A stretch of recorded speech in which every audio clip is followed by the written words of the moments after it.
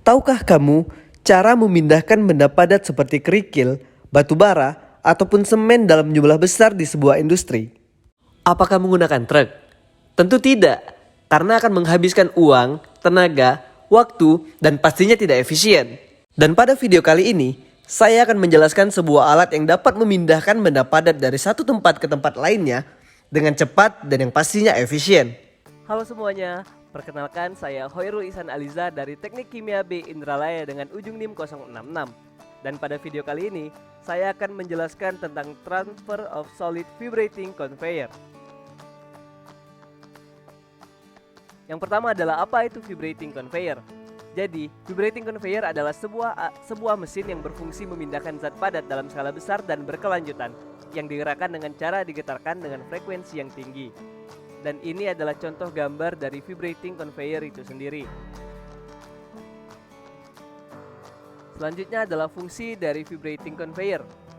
Fungsi pertama itu adalah conveying atau pengangkutan, yang kedua screening atau pengayakan, yang ketiga feeding atau pengumpanan, yang keempat spreading atau penyebaran, dan yang terakhir adalah pendistribusian produk baik free dan non-free flowing. Lalu ini adalah contoh benda-benda yang bisa dipindahkan melalui vibrating conveyor. Yang pertama adalah kerikil, serbuk kayu, batu bara ataupun semen, dan masih banyak benda-benda padat lainnya. Oke, selanjutnya adalah cara kerja dari vibrating conveyor. Yang pertama, kita memasukkan feed ke dalam vibrating conveyor, lalu kita menghidupkan mesin dan conveyor akan melakukan getaran untuk memindahkan feed tadi. Lalu kemudian feed pindah ke tempat tujuan untuk kita memindahkan feed tersebut. Jadi ini adalah contoh videonya. Ini bisa kita lihat bahwa conveyor ini bergerak untuk memindahkan feed, kemudian pindah ke tempat yang lainnya. Ini bisa kita lihat dalam video ini. Lalu selanjutnya adalah dasar pemilihan alat. Yang pertama adalah kapasitas material yang ditangani. Yang kedua adalah jarak pemindahan material. Yang ketiga kondisi pengangkutan. Keempat size, shape, and properties. Dan yang terakhir adalah harga dari alat tersebut. Kemudian jenis-jenis vibrating conveyor. Yang pertama itu adalah unbalanced vibrator. Tipe ini yang paling sering digunakan karena menghasilkan sebuah putaran yang berkekuatan tinggi. Yang kedua self-balancing vibrator dan pendulum vibrator. Itu adalah tipe yang bergerak secara bergantian. Yang ketiga adalah eccentrical vibrator. Adalah vibrator yang menggunakan sebuah pegas yang dihubungkan dengan tongkat. Yang terakhir adalah electromagnetic vibrator. Adalah vibrator yang digerakkan dengan suatu dinamo elektrik magnet.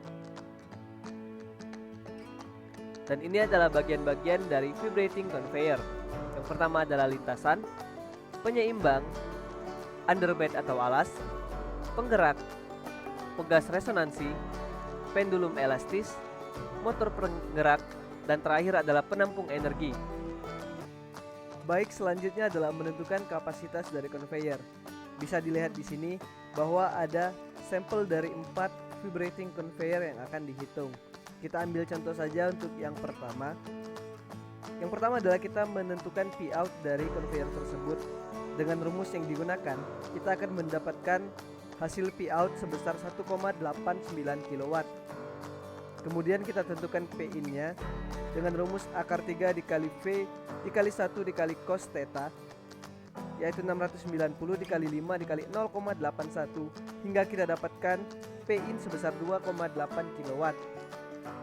Selanjutnya adalah efisiensi dengan rumus P out dibagi dengan P in motor dikali dengan 100%, yaitu 1,89 dibagi 2,8 dikali 100%, dan kita dapatkan efisiensi sebesar 68%.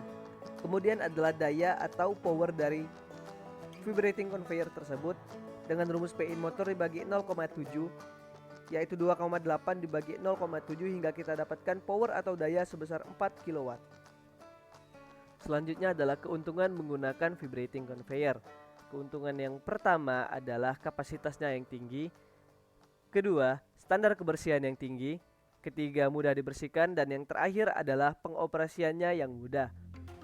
Dan ini adalah beberapa referensi yang saya gunakan dalam membuat video kali ini.